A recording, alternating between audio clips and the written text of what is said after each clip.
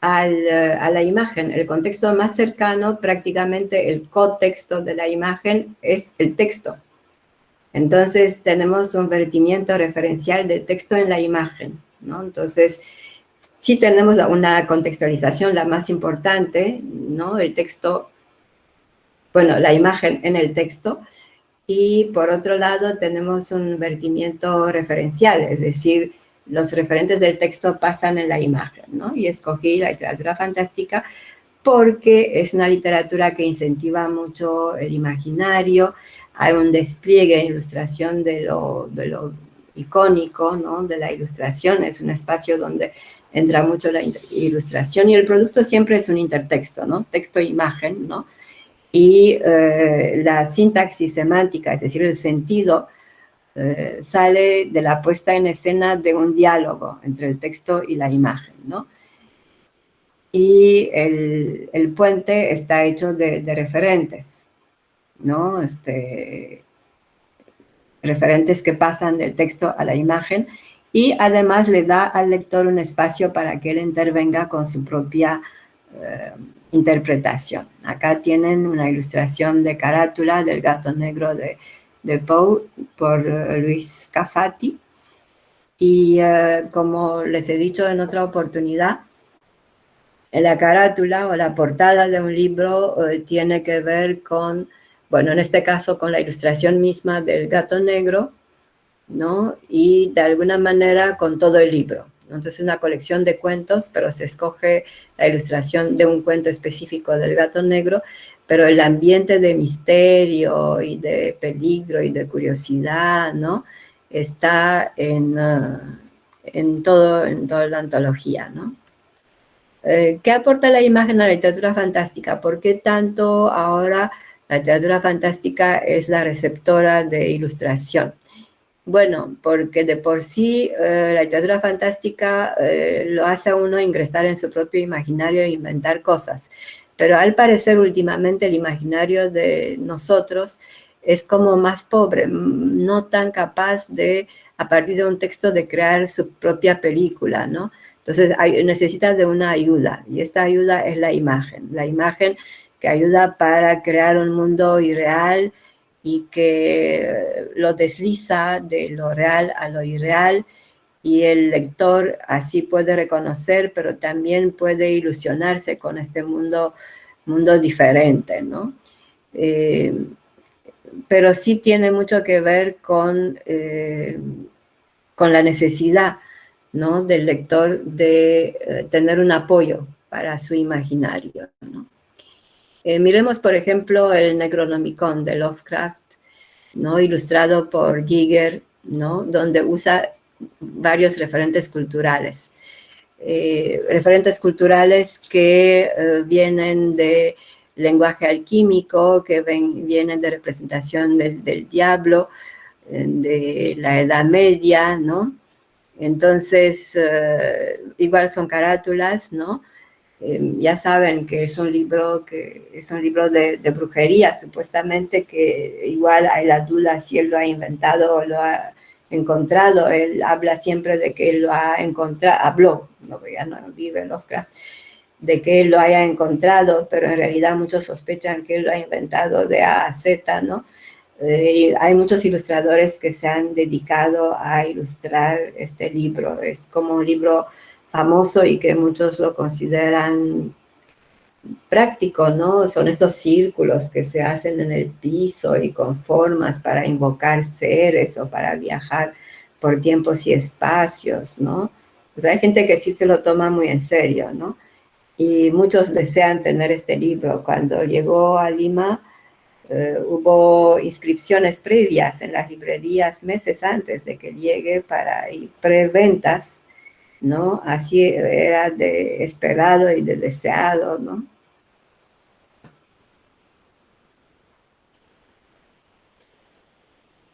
Entrando ya en el libro, abriendo esas carátulas, nos vamos a encontrar que lo que yo veo es tanto el texto como la imagen, ¿no? Otra vez tengo el gato negro, mira, el gato está como esquelético, sabemos que la idea era matar al gato negro, esto era lo que el personaje quería. Bueno, estamos hablando del mismo libro de Scafati, pero esta vez lo hemos abierto. Y en esta primera lectura con el cual yo me acerco al libro, voy a ver tanto la ilustración como la imagen. Normalmente voy a ver primero la ilustración y después me voy, bueno, la ilustración y el texto. Primero voy a ver la ilustración y después me voy a ir al texto. Es como un reflejo perceptivo que así funciona, ¿no? Ahora, los dos funcionan como fuente de significación, ¿no? Los dos funcionan para una intertextualidad y el lector aporta lo suyo propio. ¿Y cómo hace el ilustrador? Bueno, escoge referentes externos y los transforma en referente interno. Entonces, escoge un gato y lo transforma en esta presencia esquelética, ¿no? ¿Por qué? Porque le interesaba sugerir qué es lo que quería el personaje principal, ¿no?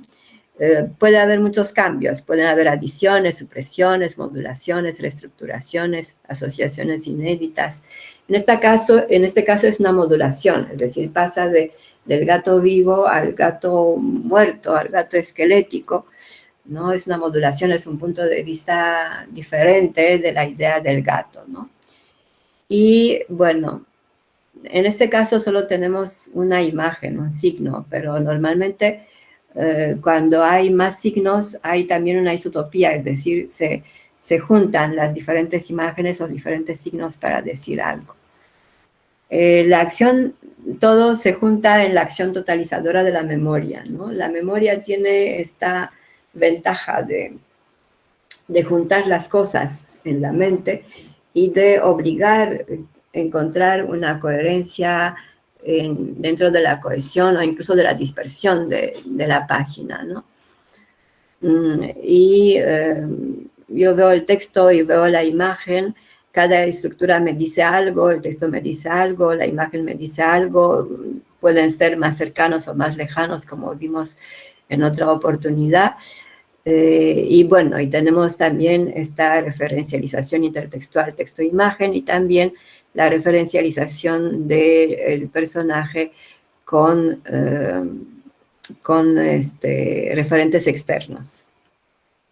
La herramienta principal, como lo hemos dicho entonces una y otra vez, es la referencia. La referencia relaciona la imagen con todos los contextos, comenzando con el primero, que es el texto, que lo podemos llamar cotexto, porque está en la misma página, pero también hay otros contextos, como hemos visto, culturales, con la memoria de la gente. Por ejemplo, Gabriel Pacheco trabaja La Sirenita, ¿no? Y le da esta línea fluctuante, ¿no? De pez, ¿no? El pez, pero más que un pez, es una línea fluctuante lo que me dice cómo va nadando, porque es gracias a la cola, que es justamente lo que va a perder.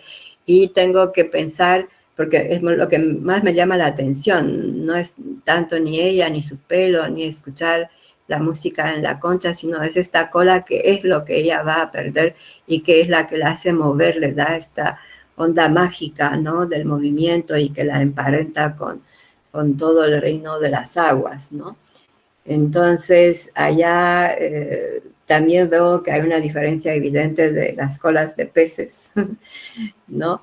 Entonces veo que el referente externo ha sido cambiado, ¿no? Hay un trabajo de referente externo a referente interno, se trabaja por adición a nivel de proporciones, supresión a nivel de escamas que no son tan visibles, ¿no? Parece más bien una superficie bastante luciente.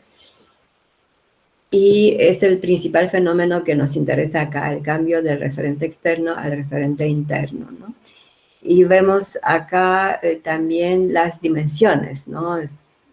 Cuando está con el humano, vemos que es mucho más grande, ¿no? Que el humano. También da otras proporciones. Y bueno, y el desastre del naufragio, ¿no? Y después ya transformada en, bueno, primero el pedido, ¿no? Que le hace a la bruja de cambiar, y allá vemos que ya la cola ya no se ve. Es ya una referencia, aún la tiene, pero ya no se ve su corona tridento, es como lo que va a perder también, ¿no? Su estatus de princesa, ¿no? Y después la vemos ya solitaria en esta playa, ya transformada en ser humano, ¿no? El vertimiento es esto, ¿no? Es tomar el sentido del texto y ponerlo en la imagen, ¿no? Y allá se puede optar por una propuesta literal, una dinámica o una creativa, ¿no? Cada una de estas propuestas corresponde a un universo de posibilidades, ¿no? Este es una carátula de Cuentos Macabros de Poe como ilustrador Benjamin Lacombe, ¿no? Que es un ilustrador francés y que tiene siempre un trabajo de corte ritualizado, ¿no? Como todo dentro de un sistema sacerdotal, ¿no? De cosas ya establecidas.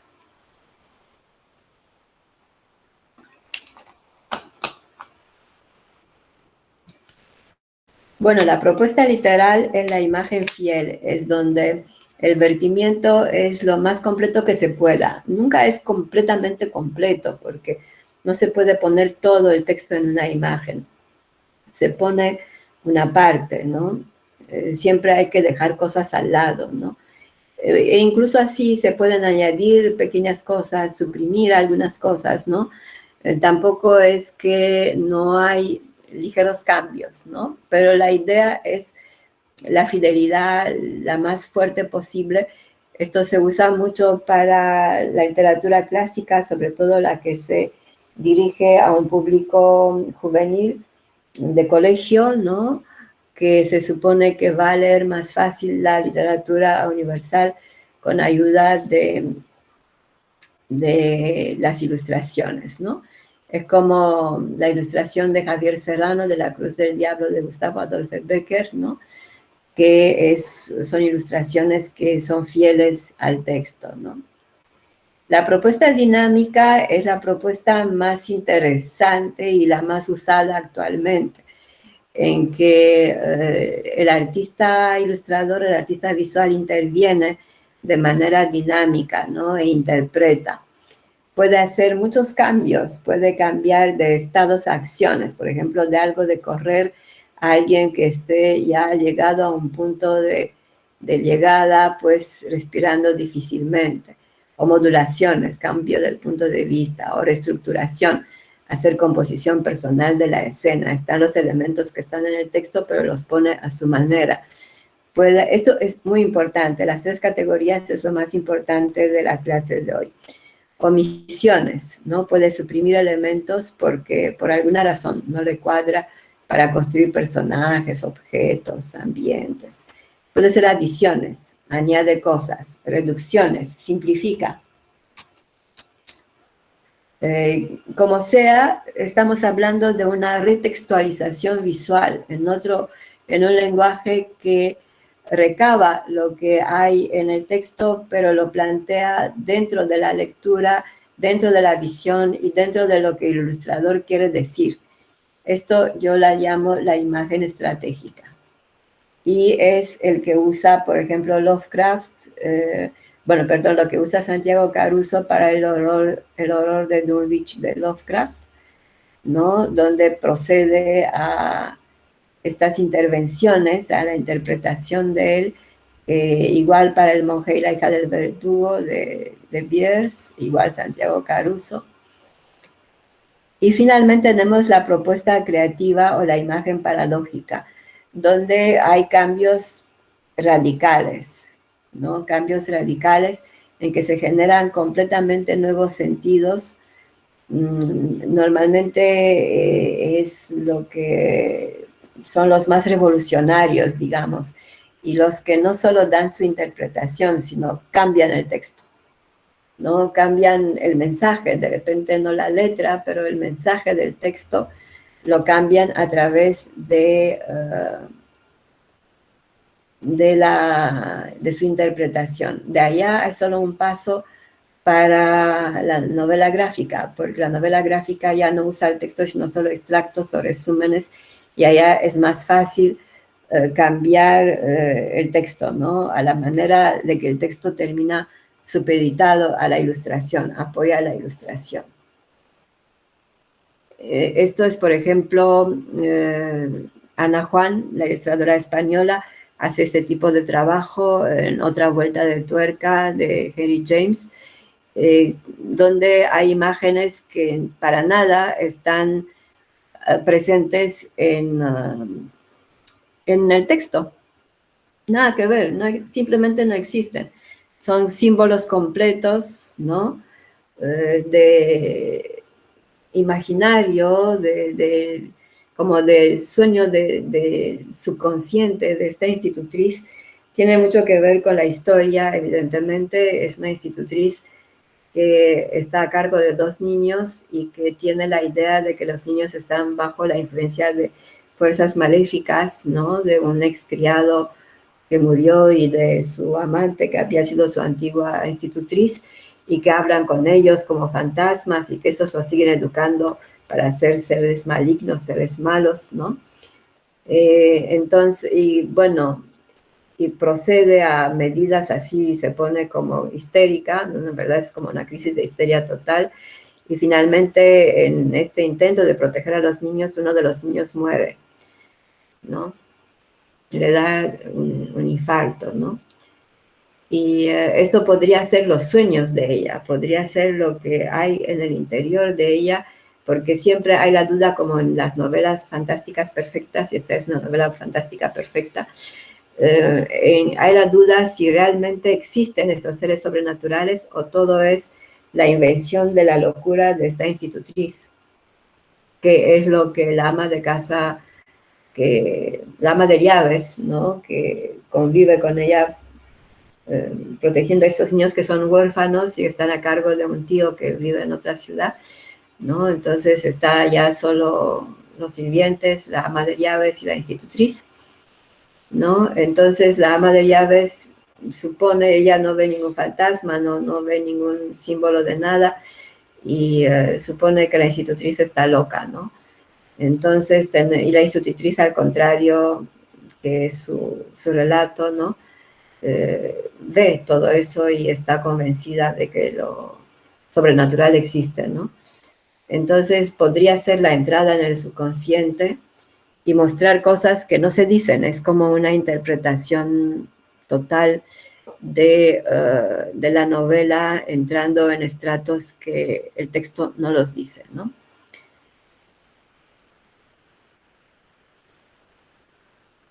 La participación referencial semántica de la imagen es entonces importante para generar el sentido y para estimular al lector de buscar nuevas claves complementarias para comprender lo que la imagen aporta, porque sobre todo cuando presenta diferencias, ¿no? Y como digo, hasta en la imagen fiel puede haber pequeñas diferencias de adición, de supresión, ¿no? Más que todo de supresión, porque adición ya es una cosa mayor. Esa es otra carátula de la vuelta de tuerca.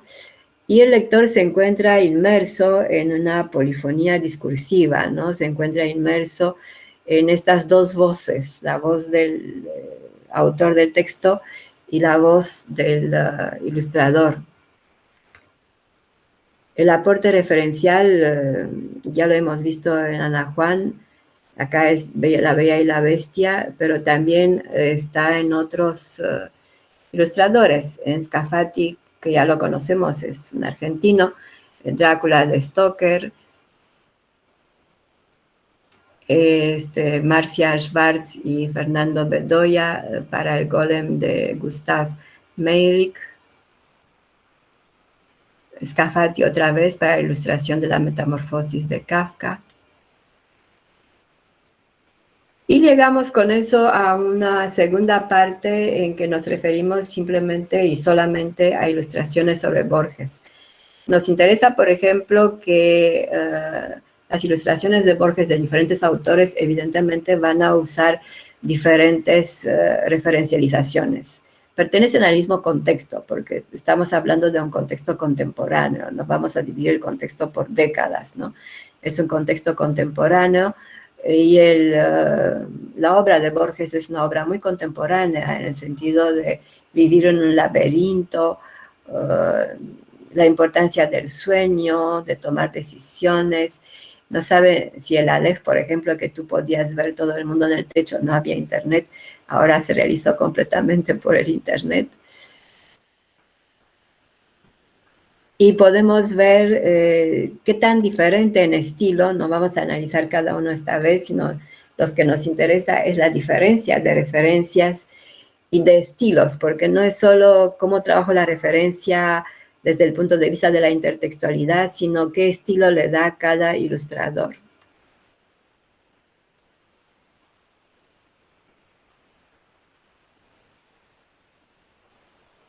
Y cómo el texto interviene con la imagen.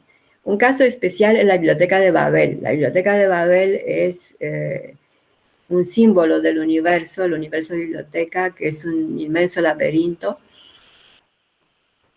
formado de infinitas galerías hexagonales que siguen ampliándose con escaleras que suben y bajan, escaleras que son en espiral y con espejos, ¿no? Entonces la Biblioteca de Babel fue ilustrada por muchos ilustradores. Acá hay un fragmento, ustedes lo pueden leer porque está subido el texto del PowerPoint. Y fíjense en diferentes ilustraciones de la Biblioteca de Babel y sentir hasta efectivamente cómo se enfoca. Eso de todo modo, por más complicada que sea la construcción, sigue siendo un universo como amigable, donde el ser humano tiene su lugar. Evidentemente la biblioteca es mucho más impresionante y esas esferas que sugieren el mundo son evidentes para hablar de la condición universal de la biblioteca, ¿no? Universal en el sentido de biblioteca universo, ¿no? Este probablemente es el Éric Desmazières, es probablemente el ilustrador más logrado, ¿no? De la Biblioteca de Babel. Y él escogió, de hecho, interpretar el cuento, no ilustrarlo. Acá tenemos diferentes perspectivas de sus ilustraciones.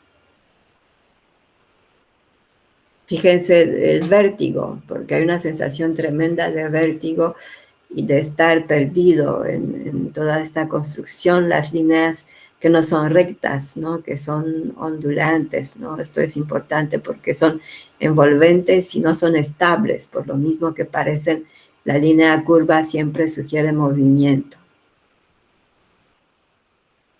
¿no? Con símbolos. Fíjense acá cómo se abre cada puerta y allá hay otra biblioteca, otra entrada en la biblioteca.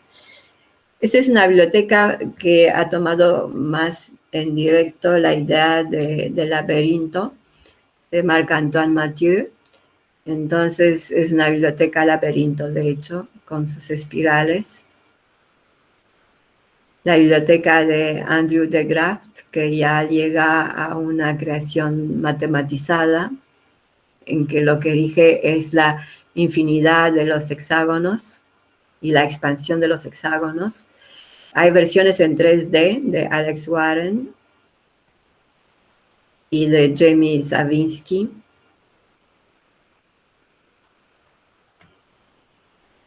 Y bueno, y a veces ya las ilustraciones abandonan el libro, ¿no? Alfredo Guerra lo que hace es una exposición de ilustraciones, pero ya fuera del libro, ¿no? Es decir, ya no es el texto y termina el texto como el texto implícito, ya no está a la vista, pero es la biblioteca, sigue siendo la Biblioteca de Babel, pero solo vemos sus ilustraciones.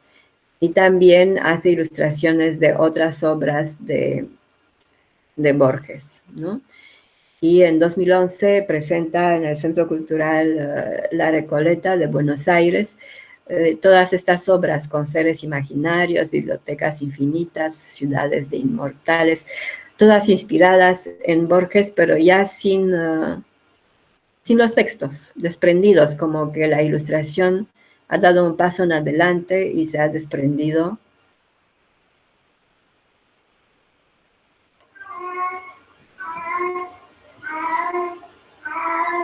Acá tenemos novelas gráficas, ¿no? Entonces es pasar la ilustración a otro tipo de libro. Novela gráfica, El fin de Borges, ilustrado por Breccia y Sasturain, con guión. Se dan cuenta que es el guión, hay un guión, ese es el texto ilustrado, ¿no? Y lo que termina, bueno, en este caso en Péramus es una historieta, ¿verdad? Los argentinos hacen muy poca diferencia entre historieta y novela gráfica, entonces depende cómo el autor termina llamándola. Ese es el Péramus. Y hay un libro sobre Borges, sobre la vida de Borges, donde aparecen todos sus libros. Es una novela gráfica que es ilustrada por Nicolás Castel y hay un guionista, ¿no? Entonces menciona al guionista Oscar Pantoja, ya en que todo se fija cómo se creó el Aleph, ¿no? Que es esta visión del mundo entero en el techo de un cuarto.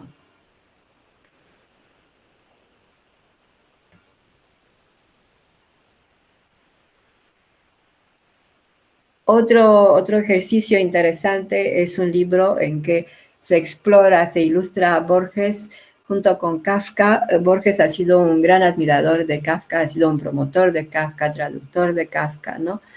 Y es un libro que incluye cuentos de Borges y cuentos de Kafka. Es una edición limitada, 999 ejemplares, y que tiene una gran intervención de corte tipográfico, ¿no? La autora es Verónica Moreta, ¿no? Y ella explica por qué los juntó a los dos temas como el laberinto, los espejos, el yo y el otro, los sueños, lo insólito, lo absurdo, las sorpresas, los dos los comparten.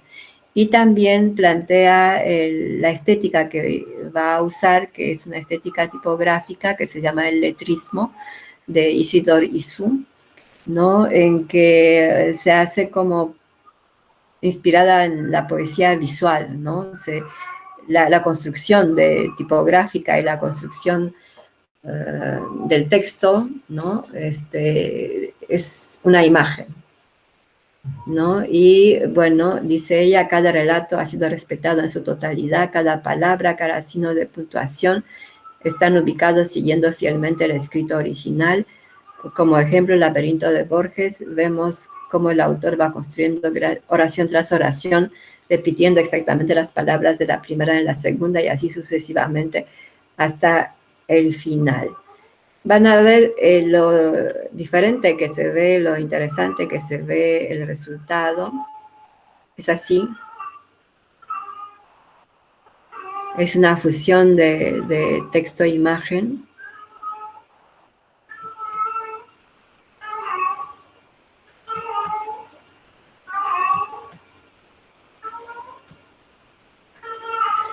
Y bueno, el último ejemplo, que es un ejemplo muy interesante, muy particular, uno de los artistas importantes de Argentina, Alejandro Xul Solar, intervino uno de los libros de Borges con un dibujo.